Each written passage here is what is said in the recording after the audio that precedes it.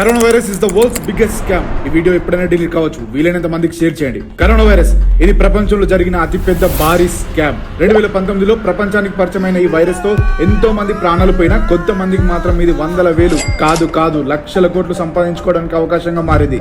ముఖ్యంగా మన భారతదేశంలో కరోనా వైరస్ తో చనిపోయిన వారి కంటే మీడియాలో చూపించే వార్తలతో భయపడి ఆందోళనతో చనిపోయిన వారి సంఖ్య ఎక్కువ.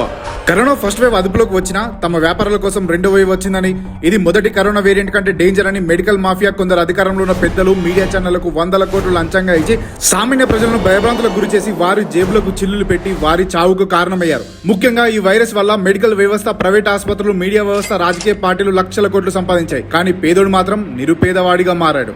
ఒక రకంగా ఈ కరోనా వైరస్ మన కళ్ళు తెరిపించదని చెప్పాలి. మనం కట్టే ట్యాక్స్ తో మనకు వచ్చే లాభం ఏమీ లేదని చెప్పకనే చెప్పింది. మన దేశంలో వైద్య వ్యవస్థ ఎంత దారుణంగా ఉందో చెప్పింది. ఆసుపత్రుల్లో బెడ్లు లేకపోవడం, రోగులకు ట్రీట్మెంట్ ఇచ్చేందుకు సరిపడా వైద్యులు ఉండకపోవడం, ఆక్సిజన్ సిలిండర్లు లేకపోవడం, ఇలా ఎన్నో అంశాలను మనకు కళ్ళకు కట్టినట్టు చూపించింది.